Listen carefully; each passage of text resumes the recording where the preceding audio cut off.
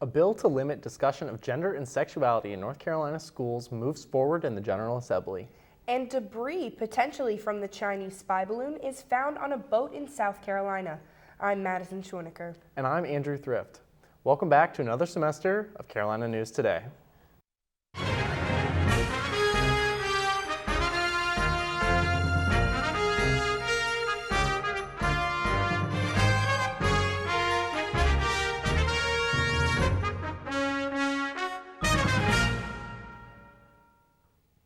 Welcome back, Brave Nation. It's been a while since we saw each other, so let's catch up with what's been going on while our show was on break. UNCP celebrated Martin Luther King Jr. with a week of service, ending with a campus cleanup. Volunteers split into groups and cleaned up different parts of campus and Prospect Road. January was Stalking Awareness Month, so the Office of Violence Against Women asked participants to wear yellow one day and take a pledge to promote knowledge of what stalking is and how to report it. To finish off the month of January was the Lunar New Year Festival.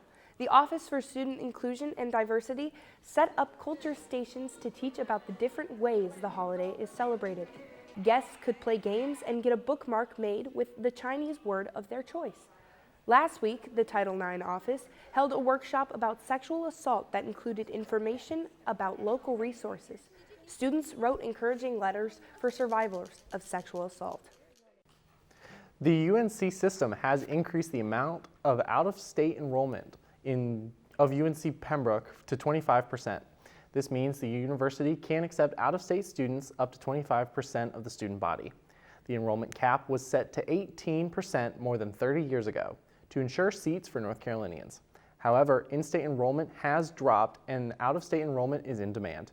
The UNC system hopes the change will offset the dip in enrollment that schools have been experiencing across the state. UNCP is partnering with Fayetteville State University to help students in Cumberland County with their mental health needs. The Alliance for Leading and Learning program has awarded Cumberland County schools $5 million to help increase the number of school-based mental health staff. For many students in our region, these staff members are the only support they have. UNCP will be training graduate-level school counselors and social workers who will be providing care while earning supervised experience and credit hours. The director of the school counseling program, Dr. Jonathan Hicks, says the goal is to help students thrive. So right now we're really seeing that children have lots of needs in different realms, like academic needs, personal social needs, and right now mental health needs. We've seen since the COVID-19 pandemic that students are really struggling with big emotions. And this, of course, can impact academic performance and student success. And so the purpose of this grant with Cumberland County Schools is to help the pipeline of frontline workers to support students process these big emotions, support their mental health. A certificate program within the Cumberland County school system for our interns will be created with this grant as well. UNCP faculty in the school counseling program and school social work program will be working together to provide the content for that certification.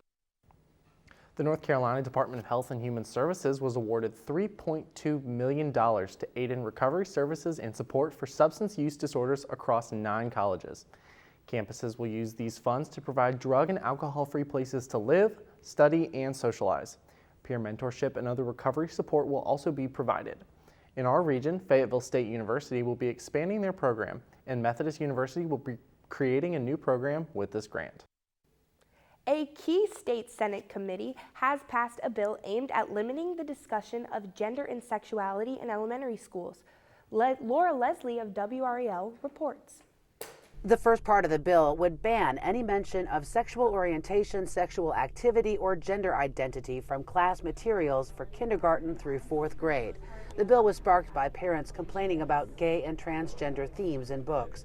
Senator Amy Galey is the sponsor. Children 5, 6, 7, 8, 9 years old should not be taught about sexuality or sexual activity in a public school classroom. That blows my mind that that would even be controversial. Galey said the bill is not meant to single out LGBTQ people, but during the public comments, Charlie Burnett compared it to the state's gay marriage ban and the infamous bathroom bill. The cruelty is the point. The men and women who have crafted this bill and the men and women who support it are aware that this will further stigmatize LGBTQ+ students and educators and lead to even higher rates of depression, anxiety, and suicide among them. Another section of the bill would require teachers or school staff to inform parents if their student of any age is questioning their orientation or gender identity or requests to use a different name or pronouns. Gailey said parents have a right to know that. Relationships between students and teachers are not confidential, and they should not be. Gailey said the bill makes an exception if there's reason to believe physical abuse or neglect is occurring. But Karen Ziegler was one of many public commenters who said outing LGBTQ kids could endanger them. Parents are not a safe place for many queer children. Kids get beat up by their parents, and they often get thrown out as young teenagers to live on the streets. The bill will next be heard by the Senate Committee of Healthcare. The same bill last year never made it out of the Senate to the House of Representatives, but Republicans now may have the numbers in the House to override an expected veto by Governor Roy Cooper.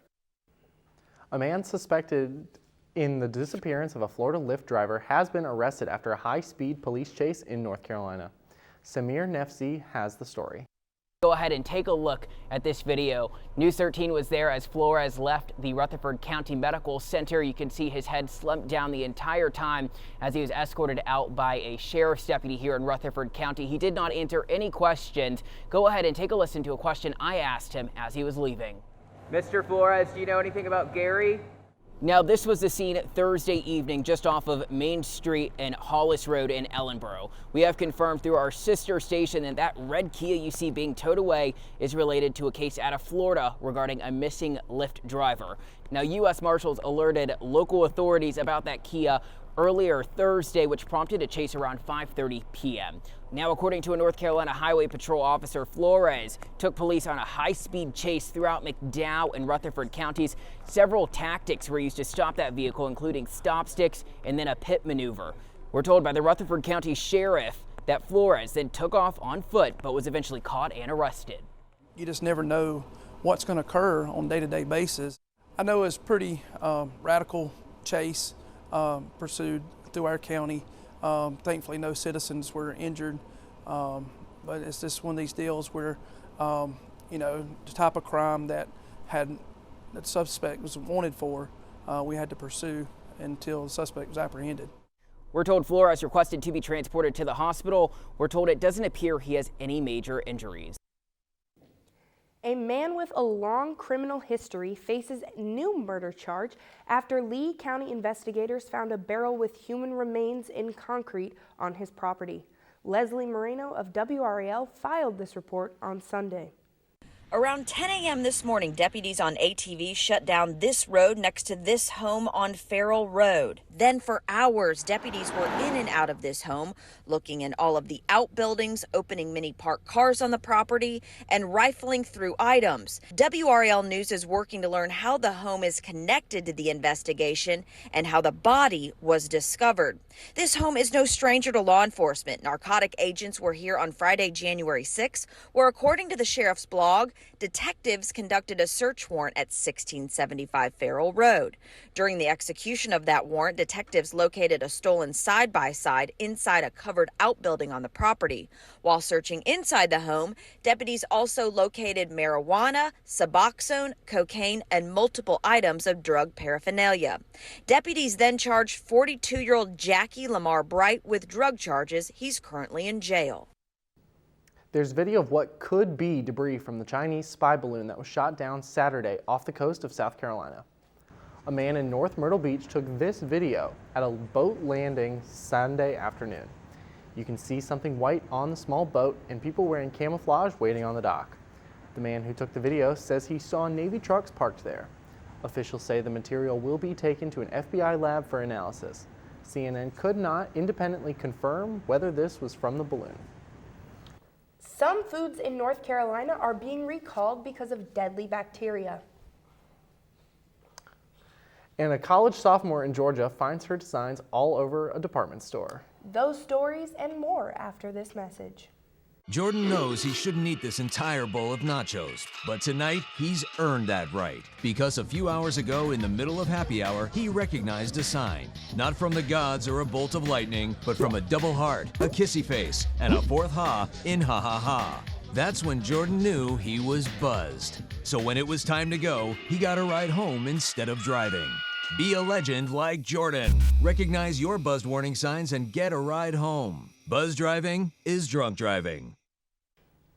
It will soon be easier for hospitals and other providers in North Carolina to find an empty bed for patients seeking behavioral health care. The Department of Health and Human Services is launching a new tool that keeps a daily inventory of available beds, so providers can help find and refer people to appropriate treatment. People experiencing behavioral health emergencies may no longer have to worry about long emergency room wait times. The web-based app allows searches for available inpatient accommodations based on demographics, location, and other criteria. There is a growing demand for behavioral health care in the state. Your ready-to-eat foods could land you in the hospital or worse. Hundreds of convenience food products are being recalled due to possible listeria contamination. The FDA recall includes a long list of ready-to-eat sandwiches, salads, yogurts, wraps, and other grab-and-go products sold the last week of January. The affected products were sold under dozens of brand names. They have a fresh creative cuisine label on the bottom and a fresh through or sell-through date ranging from January 31st to February 6th. They were sold in stores, trucking centers, and vending machines in at least 9 states and Washington, D.C. Pregnant women, adults 65 and older, and those with weakened immune systems are most likely to get sick from listeria. Symptoms include fever, headache, diarrhea, and vomiting. The winter triple threat of flu, COVID-19, and RSV is easing in the U.S. Most states are now reporting low or minimal levels of respiratory activity. According to federal data, emergency department visits for these viruses are 1/3 of what they were a month ago. Flu hospitalizations are nearly as low as they've been since October, and hospitalizations for COVID-19 have been trending downward for the past few weeks. Still, hospitals are about as full as they've been during the pandemic. At least 75% of available beds across the U.S. were in use for all of last year. Experts are warning that high capacity won't likely change anytime soon. That's partly because people are coming to the hospital sicker than in the past. The Food and Drug Administration has proposed changes to requirements for donating blood. They want to remove the prohibition on categories such as gay and bisexual men and their female partners. Instead, prospective donors would be asked gender-inclusive, behavioral risk-based questions. The goal is to reduce the transmission of HIV without needlessly turning some people away from donating. All blood for transfusions in the United States continues to be tested for HIV, hepatitis B, and hepatitis C. The U.S. State Department has changed its font style that is. The agency is now using the Calibri font in all of its communications. The State Department has been using Times New Roman since 2004. The Internal Diversity and Disability Group recommends the Calibri font because they say it's simpler and easier to read, especially for those with dyslexia or aging eyes. Calibri font offers a wider range of characters, so it works well in other languages. Times New Roman has more flourishes, which can cause some visual recognition issues, especially on screens. A computer science student in Georgia is now partnering with Target, and it all started with a design to support Black History Month. Let's take a look. It's surreal. A sophomore at Spelman College, Cadence Patrick is already making a name for herself in the world of graphic design. I still have to pinch myself. The computer science major is one of 3 HBCU students across the country whose designs are featured in Target's Black History Month collection. I want to do something positive, something motivating, something that is, very uplifting and forward-thinking. Cadence's winning creation depicts a young black man holding a glowing orb that reads, "Black futures are bright." Her 17-year-old brother was the inspiration. My brother, he's one of the most kind and creative people I know. And so I just thought, I want people like him, I want like, young black kids to see that and think like, yeah, my future is bright. I can do whatever I want. Cadence digitally drew the design using an app on her iPad. It's now on t-shirts, a baby's onesie, and journal. Products available in Target stores and online. I always want to be thinking, what can we do next? How can we inspire another generation? Cadence says she hopes the future allows her to blend her passion for art and technology so she can continue to make a positive impact in her community. Black History Month isn't just about looking back on our history and reflecting on that. That is super important, but it's also about the history that we're creating every single day. So it's just an amazing feeling to be a part of that and to be able to sort of send the message that we are always creating history. Zach Summers, Atlanta News First. Imagine being 9 years old and you already hold a high school diploma. Well, that's the case for one boy from Pennsylvania. Barbara Barr introduces us to this accomplished youngster and the people who helped him reach his goal. I've never seen a 9-year-old graduate. But that's just what 9-year-old David Balagoon has done, graduating from Reach Cyber Charter School in Harrisburg. We're just proud that we're able to individualize his instruction. They didn't bog me down. They also advocated for me, saying he can do this, he can do that. David took classes remotely from his home in Bucks County. He loves science and computer programming. I want to be an astrophysicist, and I wanted to study black holes and supernova. David's parents have advanced degrees, but raising a young son with extraordinary intellectual gifts is challenging. I had to get outside of the box. Playing pillow fights when you're not supposed to, throwing the balls in the house. Like, he's a 9-year-old with a brain that's just have the capacity to understand and comprehend a lot of concept that's beyond his years and sometimes beyond my understanding. A member of Mensa, David credits a number of favorite teachers. Mr. He taught them a thing or two in just the few years it took him to get through the 12th grade. David was an inspirational kid, definitely one who changes the way you think about teaching. After completing a semester at Bucks County Community College, the family is now looking at colleges and universities across the country to try to find one that's just the right fit. Am I going to throw my 9-year-old into Harvard while I'm living in PA? No. Another tough question on this unique journey. But so far, David and those around him have come up with the right answers. David isn't just book smart. He also loves to play the piano and sports. He's currently working to earn his black belt in martial arts. Braves athletics continues to dominate in Conference Carolinas. But there were some shakeups in high-profile personnel over the break. CNT's Mihaela Trache will tell you what's been going on when we return.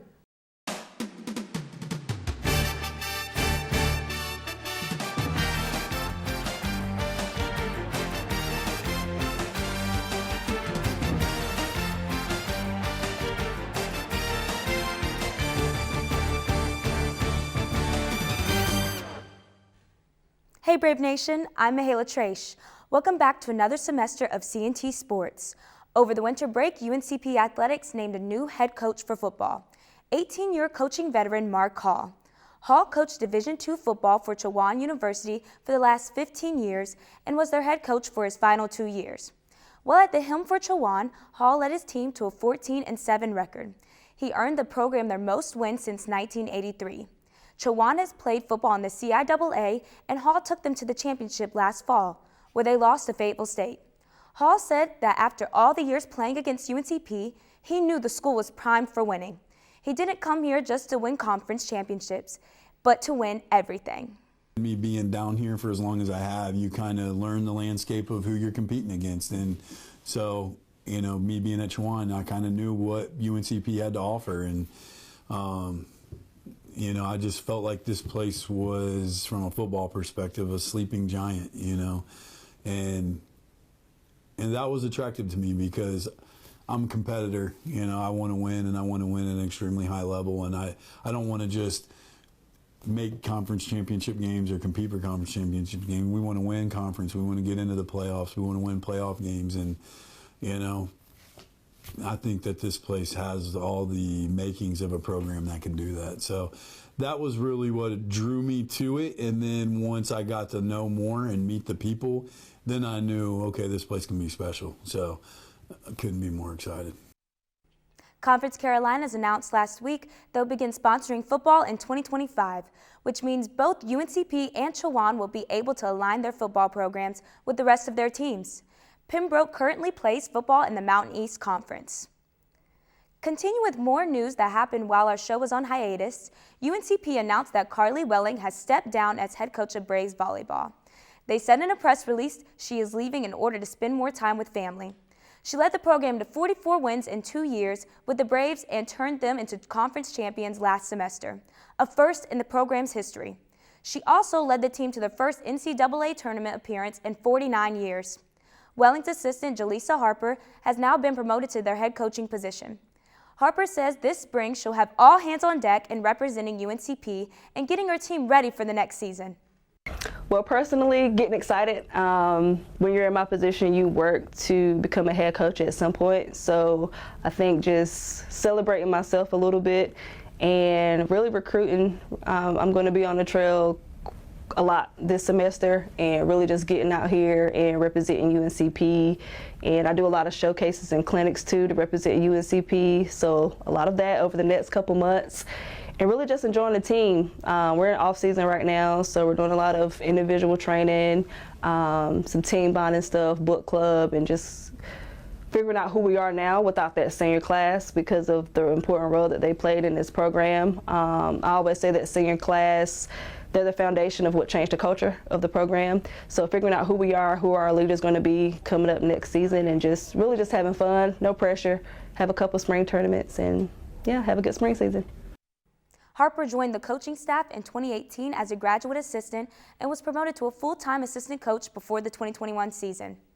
Number 45 ranked Brave Swimming traveled to Bristol, Tennessee over the weekend to face off against King University.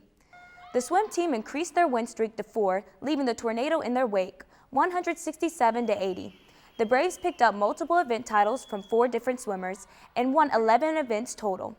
Freshman Britta Schwingle won in 2 distant freestyle events, and freshman Mary Jensen bested the field in the 50-yard freestyle and 100-yard breaststroke. The Conference Carolinas Championship is up next. Go Braves!